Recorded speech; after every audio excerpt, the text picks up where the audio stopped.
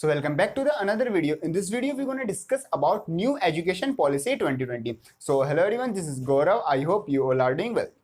जैसे हमारी new education policy 2020 आ गई है, मीन्स इस वीडियो में हम डिस्कस करेंगे जो हमारी न्यू एजुकेशन पॉलिसी है उससे रिलेटेड सभी पॉइंट्स को। मीन्स सबसे पहले हम डिस्कस करेंगे जो ये हमारी एजुकेशन पॉलिसी है इसका मीनिंग क्या है और ये हमारी चेंज क्यों करनी पड़ी हमको। मीन्स जो हमारी ओल्ड वाली थी उसमें क्या प्रॉब्लम्स थी जो हमें ये न्यू लानी पड़ी।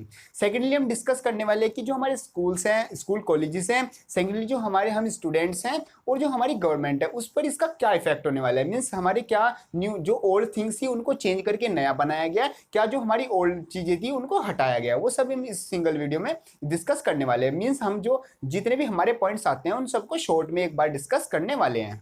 तो सबसे पहला पॉइंट हमारा यही आता है कि हमारी व्हाट इज एजुकेशन, जो एजुकेशन पॉलिसी है ये क्या है। मीन्स सिंपली हमारा एक set of rule and regulation है जिसके बिहाफ पर जो हमारी कंट्री की जो स्कूल्स हैं और जो कॉलेज हैं वो वर्क करते हैं। सिंपल हमारा इसका मीनिंग आता है। सेकेंडली जो ये चेंज किया गया मीन्स जो ये न्यू पॉलिसी आई है इसके जो मेन पॉइंट्स है वो क्या है। सबसे पहले कि इसमें जो मेन पॉइंट्स रखा गया है वो है कि हमारी जो स्कूल लाइफ है वो कितनी होनी चाहिए। मीन्स जैसे अभी हमारी जो स्कूल लाइफ है वो 10+2 है, मीन्स 10 तक तो हमारा सेम सिलेबस होता है और जो हमारी 11th और 12th होता है उसमें हम अपनी स्ट्रीम चूज करते हैं, उसमें भी हमारा कुछ चेंजेस किए गए हैं। सेकेंडली हमारा चेंज किया गया है ग्रेजुएशन में। मीन्स ग्रेजुएशन जो हम कॉलेज के स्कूल के बाद कॉलेज जाते हैं उसमें भी हमारा कुछ चेंज किया गया है।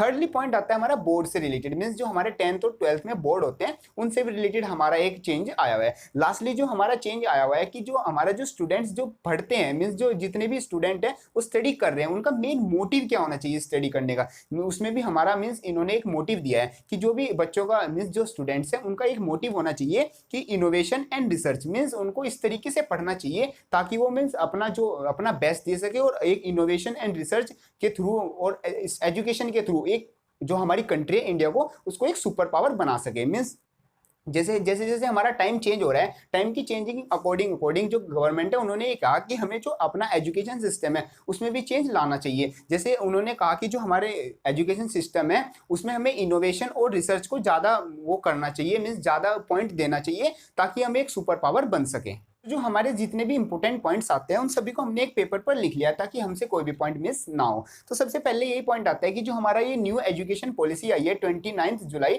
2020 को, क्या ये मतलब ये कुछ दिनों की मेहनत नहीं है या फिर कुछ मतलब कुछ महीनों से ये बात नहीं हो रही है। ये हमारी बात हो रही थी 2014 जो हमारे इलेक्शन हुए थे तब से। मीन्स जो हमारे वहीं से जैसे हमारी कुछ इंपॉर्टेंट डेट्स आती हैं आप इनको एक बार देख सकते हो। यहाँ से हमारी मतलब इन तरह से हमारी जो एजुकेशन पॉलिसी 2020 है इनके बारे में डिस्कस हो रहा है। मेन डेट आती है हमारी 29 जुलाई जिसको हमारी जो ड्राफ्ट है इसको पब्लिक किया गया है। सो नेक्स्ट हम बात करने वाले कि जो हमारा सबसे पहला चेंज आया, सबसे इंपॉर्टेंट एंड सबसे पहला चेंज वो आया कि जो हमारा HRD डिपार्टमेंट था, means human and resource department था, उसको बना दिया गया एजुकेशनल डिपार्टमेंट। मीन्स जो हमारा HRD था उसको ही हम अब एजुकेशन डिपार्टमेंट अपना एजुकेशन मिनिस्टर बोलेंगे। इस पर जो हमारे एजुकेशन मिनिस्टर है उन्होंने भी अपनी एक बात कही है जो कि है आज हिंदुस्तान के इतिहास में एक ऐसा अवसर आया है जब इस देश के यशस्वी प्रधानमंत्री नरेंद्र मोदी जी के अध्यक्षता में इस देश की ऐसी शिक्षा नीति जो 1986 के बाद जो स्कूली शिक्षा और उच्च शिक्षा में उसकी परिवर्तनकारी सुधारों के लिए एक महत्वपूर्ण रास्ता प्रशस्त करेगा। और जो हमारे देश के प्रधानमंत्री ने एक नए भारत के निर्माण की बात की है, जो स्वच्छ भारत होगा, स्वस्थ भारत होगा, सशक्त भारत होगा, समृद्ध भारत होगा, श्रेष्ठ भारत होगा, एक भारत होगा, उस नए भारत के निर्माण में ये नई शिक्षा नीति 2020 मील का पत्थर साबित होगी। लेकिन जो चेंज आता है वो आता है हमारा कॉलेज एंड यूनिवर्सिटी से रिलेटेड। मीन्स इसमें क्या किया गया, इस बार ये चेंज किया गया कि हमारा एक नया रूल लाया गया है multiple entry and exist. Means इसमें क्या होगा कि जैसे फॉर एग्जांपल अगर कोई स्टूडेंट बीटेक करता है, मीन्स एग्जांपल लेते हैं बीटेक में जाता है, उसने अपने फर्स्ट और सेकंड सेमेस्टर कंप्लीट कर लिया, मीन्स 1 ईयर की जो बीटेक का फर्स्ट ईयर था वो कंप्लीट कर लिया है। अब वो आगे बीटेक नहीं करना चाहता, मीन्स कोई भी रीजन हो सकता है, तो वो उसका जो 1 साल है जो उसने 1 ईयर स्टडी की है वो अब वेस्ट नहीं जाएगी। मीन्स जो अगर उसने 1 साल किया है तो उसको एक सर्टिफिकेट दिया जाएगा। अगर वो 2 साल के लिए करता है डिग्री बीटेक एग्जांपल के लिए तो उसको एक डिप्लोमा दिया जाएगा। और अगर वो अपनी 4 इयर्स की पूरी बीटेक करता है तो उसको पूरा एक डिग्री मिलेगी। मीन्स हमारी एक न्यू चीज आई है जिसको हम बोलेंगे क्रेडिट ट्रांसफर। मीन्स जो जितना पढ़ेगा, मीन्स जितने जितना किया होगा उसको उसका बेनिफिट मिलेगा। ऐसा नहीं होगा कि उसने 1 ईयर कर लिया फिर 2 ईयर कर लिया और बाद में उसको छोड़ दिया तो उसको कोई बेनिफिट नहीं मिलेगा। जो जितना करेगा उसको उतने का बेनिफिट जरूर मिलेगा। सेकंड पॉइंट आता है हमारा दूसरी ग्रेजुएशन डिग्री से, जो कि है हमारी बीए, बीएससी एंड बीकॉम। इन 3 डिग्री से इनमें हमारे मतलब ईयरली का एक तरह से प्रोसेस होता है। तो सिंपली इनमें आया है कि कुछ स्टूडेंट्स इनको करते हैं जो हमारे गवर्नमेंट एग्जामिनेशन होते हैं गवर्नमेंट जॉब्स के लिए, उनके लिए इसको डिग्री को करते हैं। तो इनमें भी हमारा कुछ एक चेंजेस लाया गया है। जैसे ये मेनली होती है हमारे 3 ईयर्स की, मीन्स जो बीए, बीएससी, बीकॉम होती है ये हमारे 3 ईयर्स की ग्रेजुएशन होती है। तो उसमें चेंज किया गया है कि जो हमारे गवर्नमेंट एजुकेशन के लिए, मीन्स जो ऐसा डिग्री करने वाले हैं, इस जो बीए, बीएससी, बीकॉम को एज ए डिग्री करने वाले हैं उनके लिए तो ये रहेगी 3 ईयर्स की। और बाकी जो आगे रिसर्च में जाना चाहते हैं उनके लिए रहेगी हमारी 4 ईयर्स की। और आगे जो हमारी पोस्ट ग्रेजुएशन होती है वो होगी हमारी सिंगल 1 ईयर की। और जो हमारी पीएचडी होती है वो 4 ईयर्स की। और जो हमारी एमफिल होती है उसको दिया है अब हटा। नेक्स्ट जो हमारा थर्ड पॉइंट आता है, थर्ड पॉइंट में आता है जो हमारे यूनिवर्सिटी थे और जो हमारे कॉलेज थे उनसे रिलेटेड है। मीन्स जैसे हमारी यूनिवर्सिटी होती है उनके एफिलेटेड हमारे कॉलेज वर्क करते हैं। मीन्स जो यूनिवर्सिटी होते हैं वो अपने एग्जामिनेशन कराती है, वहीं पर चेकिंग होती है, सब काम वहीं पर होता है। मीन्स जैसे ये यूनिवर्सिटी होती है उनके नीचे हमारे क्या कॉलेज वर्क करते हैं। लेकिन यहाँ पर हमारा कुछ चेंज कर दिया गया है। मीन्स जो कॉलेज है वो भी अपने एग्जाम्स करा सकते हैं, अपनी अलग से कुछ रूल्स अगर लगाने हैं वो लगा सकते हैं। और एक और पॉइंट कर दिया है चेंज जिसको हम बोलेंगे मल्टी डिसिप्लिनरी एजुकेशन। इसमें क्या होगा, मीन्स जैसे हमारे साइंस स्ट्रीम के स्टूडेंट होते थे और जो आर्ट स्ट्रीम के स्टूडेंट होते थे, साइंस में क्या होता था, फिजिक्स, केमिस्ट्री, मैथ वो वाले ले सकते थे। और आर्ट्स में हमारे मेन सब्जेक्ट होते थे हमारे जैसे इकोनॉमिक्स हो गया और जो हमारे हिस्ट्री और जियोग्राफी, इस तरीके के हमारे सब्जेक्ट होते थे।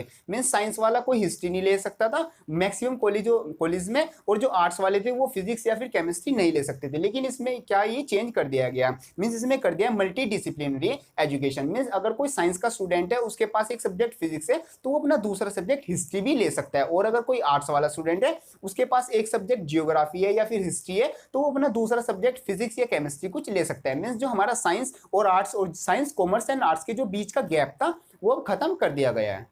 और लास्टली जो हमारे कॉलेज और यूनिवर्सिटीज है उनके लिए जो सबसे इंपॉर्टेंट पॉइंट आता है वो आता है हमारा जैसे हमारी जो भी हमारी कमेटीज हैं, जैसे यूजीसी है हमारी और एआईसीटीई है, मतलब जितने भी हमारी यूनिवर्सिटीज हैं और कॉलेज है जिनके ऊपर जो हमारे मतलब डिपार्टमेंट है उन सबको एक डिपार्टमेंट बनाया जाएगा। मीन्स पूरे ऑल ओवर इंडिया के लिए जितनी भी हमारी यूनिवर्सिटीज हैं, कॉलेजेस हैं, उन सबके ऊपर सिंगल हमारा 1 डिपार्टमेंट वर्क करेगा। मीन्स जितनी भी हमारी हायर एजुकेशन है उनकी जो रूल्स एंड रेगुलेशन बनेंगे, उन पर जो वर्किंग होगी, उनकी जो देखा जाएगा, मीन्स उनके जो भी हमारे एग्जीबिशंस हुआ करेंगे वो हमारी सिर्फ एक 1 बॉडी ही संभालेगी। मीन्स ऐसे नहीं अभी क्या होता था कि दिल्ली यूनिवर्सिटी और जो मतलब हर जगह की जो यूनिवर्सिटी थी उनके लिए एक अलग अलग डिपार्टमेंट था। लेकिन अब सभी जो यूनिवर्सिटीज हैं पूरे ऑल ओवर इंडिया उन सब के लिए हमारा एक डिपार्टमेंट बनाया जाएगा। लास्टली जो हमारी सेंट्रल यूनिवर्सिटी आती है और जो हमारी स्टेट यूनिवर्सिटी और हमारी जो डीम्ड यूनिवर्सिटी आती है उन सब के लिए जो हमारा एजुकेशन का सिस्टम था वो भी हमारा इक्वल किया जाएगा। मीन्स जैसे हमारी कोई यूनिवर्सिटी बिहार में है या फिर कोई हमारी मध्य प्रदेश या फिर हमारी कोई दिल्ली में है तो वहां पर अगर अभी क्या हो रहा है जैसे अलग अलग पढ़ाई, सब जगह अलग अलग पढ़ाई होती है,